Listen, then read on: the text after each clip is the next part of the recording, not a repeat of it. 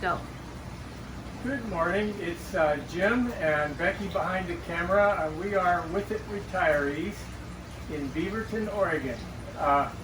So in my last video that I did about mushrooms, I showed some not quite ripe black pearl king mushrooms. So I have a block here that is ripe. I just wanted to show them how different they look. They're obviously not black really anymore. They're kind of a gorgeous brown color, but they're just beautiful. And I will be harvesting these things to eat tonight, and I can't hardly wait. So anyhow, I thought I would start that to kind of move into our next video. So what this video is about is the third of our hobbies that we thought you might want to pick up if you're retired. Or if you're not retired, you can do it anyhow. And that would be building a greenhouse or getting a greenhouse. And let's talk a little bit about my greenhouse.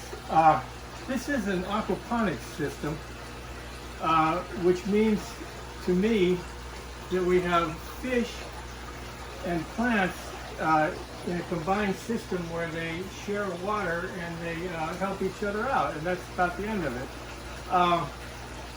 So this greenhouse is built a 2x4 stud construction, just like a house.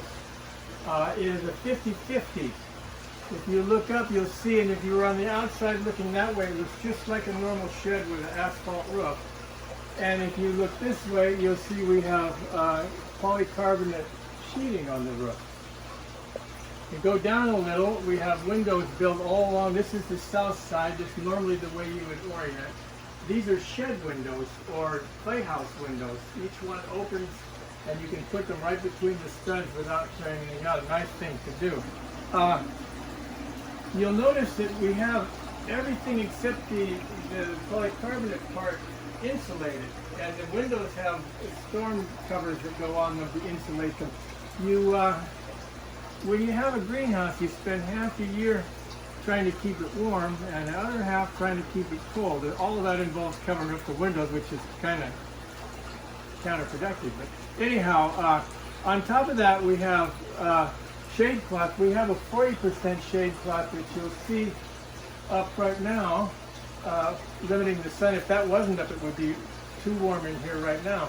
And then over here on the wall, we have 90% shade cloth, which we can pull across. We do that if it gets, we'll say, above 90 and really, really hot, and then that really closes it down. We have another shade cloth that you can see over there in the front, the green one that comes across the front, that we can cover these front windows too.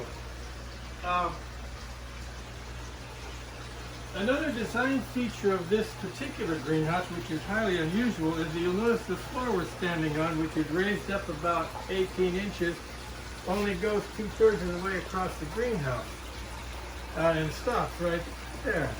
So everything from here over is on the ground. The reason for that is these tanks that are 150-gallon glass-fronted fiberglass tanks, with the brick and everything, they weigh probably about 2,000 pounds apiece. So you're looking at 6,000 pounds in tanks, and another, we have a sump down here buried under another 150-gallon tank. We'll kind of dial down on some of this in a later session. So obviously, most people don't have a greenhouse quite like this.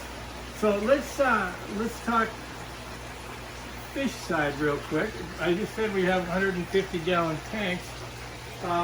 This particular tank is empty, and my recommendation, and what I'm going to put in this tank if you were going to start doing this, is to get yourself some goldfish.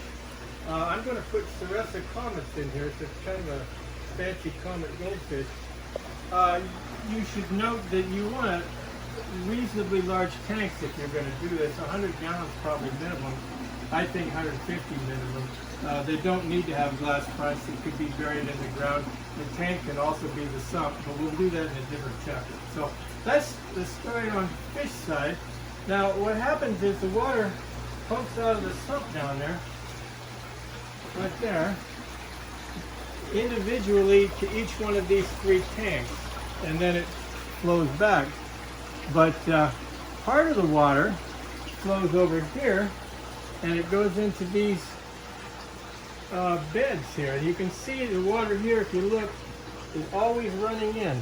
So there, you see water never quits running in all these beds with the here. So what happens, walk back over here with the soil. What happens is when it gets deep enough, it goes to, this is called a bell siphon. There's the bell.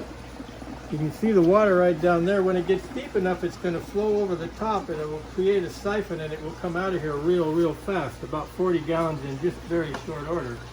And that makes this bed, the water goes up and down in the bed every 10 or 15 minutes. It floods, and then it fills back up again. So that's kind of how they do a normal aquaponics system. My aquaponics system is what they call a dual root zone. I have planted my plants inside pots with heavily enriched organic soil, and then I put the pots in the expanded clay, which is what this is. It's clay that they cook in a furnace, and it's very hard, very tough stuff, and very pleasant to work with. So I get nutrients both from the fish water and from the potting soil, and I find that's a good way to go. Plus, I really just like pots. I like growing stuff in pots, and this is a wonderful way to do it. You'll notice that this whole system is right here where you can work on stuff. You know, you don't have to scoop over. In a normal garden, you're down there. Even on a raised bed, you're down there. So this is just a really pleasant way to grow things. So I'm going to leave you with just one tip. When you build your greenhouse, think about space. Think about having a nice walkway down the center or on one end, or however you want to do it, but you got to get in here and work, and it's got to be fun. If it's too crowded, it won't be. And one thing that you never ever want to forget is the heart and soul of any place like this is the table. Don't skip on the table. This is a wonderful stainless steel folding table. It's my sons, I'm sure, will get it after I'm dead. But you got to have a workspace, so build that into it too. We'll talk a little more about this in the next one.